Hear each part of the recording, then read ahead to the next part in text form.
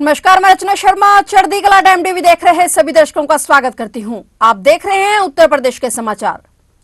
उत्तर प्रदेश के बदायूं जिले में डबल मर्डर मामले में पुलिस अधिकारियों और सुरक्षा कर्मियों ने आज शहर में फ्लैग मार्च निकाला। मंडी समिति चौकी के पास बाबा कॉलोनी में रात 2 बच्चों की हत्या कर दी गई थी। इस बीच पुलिस ने दूसरे आरोपी जावेद की पहचान कर ली है, जिसकी तस्वीर सामने आई है। जावेद अभी पहुंच से बाहर है और उसकी तस्वीर की पहचान पीड़ित मां संगीता ने की है। वहीं पहला आरोपी साजिद पुलिस एनकाउंटर में मारा गया है। बता दें कि उत्तर प्रदेश के बदायूं जिला मुख्यालय के थाना सिविल लाइंस क्षेत्र के बाबा कॉलोनी में मामूली विवाद में नाई की दुकान चलाने वाले एक व्यक्ति ने घर में घुसकर 2 सगे भाइयों को उस तरह से काटकर निर्मम हत्या कर दी, जबकि हमले में तीसरा भाई गंभीर रूप से घायल हो गया।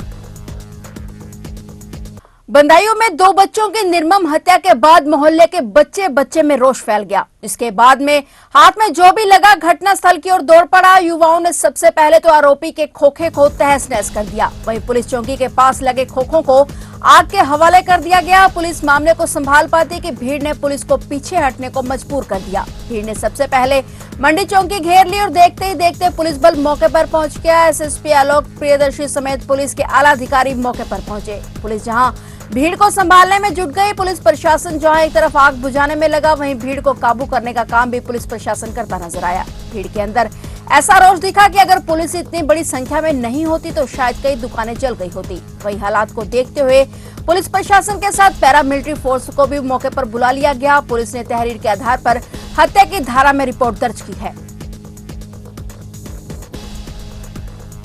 वेस्ट उत्तर प्रदेश में बुधवार यानी आज से चुनावी बिगुल बज गया है। यहां की 8 लोकसभा सीटों के लिए नामांकन प्रक्रिया शुरू हो गई है। इसके लिए सभी सीटों पर प्रशासन ने तैयारी पूरी कर ली है। सभी जगह कलेक्ट्रेट परिसर में सुरक्षा व्यवस्था कड़ी रहेगी। पूरे इलाके में बैरिकेडिंग कराई गई है। सीसीटीवी की निगरानी में पूरी प्रक्रिया कराई जाएगी। इन 8 सीटों के लिए नामांकन प्रक्रिया 27 मार्च तक चलेगा। लोकसभा चुनाव के पहले चरण में वेस्ट यूपी की 8 सीटों सहारनपुर, कैराना, मुजफ्फरनगर, बिजनौर, नगीना, मुरादाबाद, रामपुर और पीलीभीत पर चुनाव होगा। इन सभी सीटों पर 20 मार्च को चुनाव की अधिसूचना जारी की जाएगी और इसी के साथ नामांकन शुरू हो जाएंगे। नामांकन का काम 27 मार्च तक चलेगा। नामांकन पत्रों की जांच 28 मार्च को होगी। नाम वापसी 30 मार्च को होगी। 19 अप्रैल को इन सीटों पर वोटिंग होगी।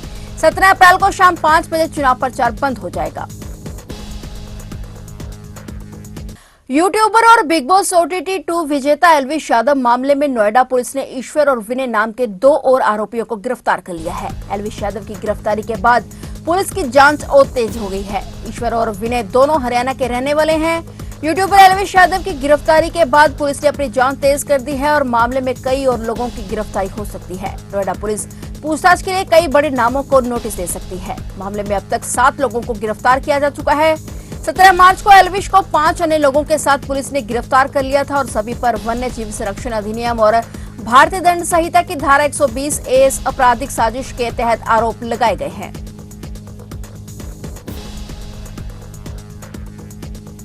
केंद्रीय मंत्री और भारतीय जनता पार्टी की नेता स्मृति ईरानी ने कहा कि अगर कांग्रेस नेता राहुल गांधी खुद को धर्मनिरपेक्ष मानते हैं तो उन्हें धर्म के नाम पर नहीं बल्कि मुद्दों के आधार पर चुनाव लड़ना चाहिए। ईरानी ने कहा कि किसी देश की मंजिल का फैसला उस व्यक्ति द्वारा तय नहीं किया जा सकता जो अमेठी में हार से डरता हो।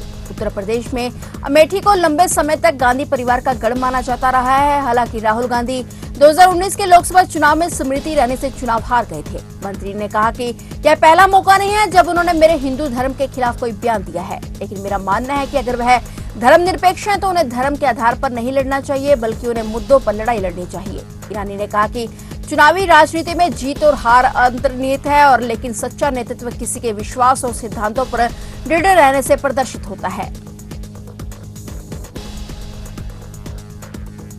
पूरे देश में होली की धूम है। होली के त्योहार पर इस बार भगवा रंग चढ़ा नजर आ रहा है। वैसे तो होली का पर्व 25 मार्च को मनाया जाएगा, लेकिन अभी से होली की पिचकारी की मांग बढ़ गई है। बाजारों में होली की खरीदारी से दुकानदारों के चेहरे खिले हुए हैं। प्रधानमंत्री नरेंद्र मोदी और मुख्यमंत्री योगी आदित्यनाथ का क्रेज रामनगरी अयोध्या में लोगों के ऊपर सिर चढ़कर बोल रहा है। तरह तरह के मुखौटों के साथ गुलाल अबीर गुब्बारे की जमकर बिक्री हो रही है। खरीदारी के लिए बच्चों से लेकर बड़ों तक में उत्साह है। बता दें कि भगवान रामलला के प्राण प्रतिष्ठा के बाद पहला पर्व आया है, जिसके चलते अयोध्या में खास रौनक दिखाई दे रही है। होली के अवसर पर मोदी और योगी की तस्वीर वाली पिचकारी की डिमांड अचानक से बढ़ गई है। इस बार बाजार में पीएम मोदी और सीएम योगी के नाम से बना मुखौटा भी खूब बिक रहा है। किसानों के विरोध प्रदर्शन के चलते बंद की गई गाजीपुर यूपी गेट की सर्विस लेन को आवाजाही के लिए खोल दिया गया है। इससे गाजियाबाद से रोजाना दिल्ली आने जाने वाले हजारों यात्रियों को बड़ी राहत मिली है। दिल्ली पुलिस ने किसानों के दिल्ली चलो मार्च को लेकर गाजीपुर बॉर्डर के पास NH9 की सर्विस रोड पर सीमेंट की दीवार और कंक्रीट के बैरिकेड लगाकर बंद कर दिया था। पुलिस की ओर से बंद किए गए रास्तों को खोलना शुरू कर दिया गया है और इससे राहगीरों की राह और आसान हो गई है। बता दें कि पिछले 36 दिनों से रास्ता बंद होने से करीब 2 लाख वाहन प्रतिदिन प्रभावित हो रहे थे।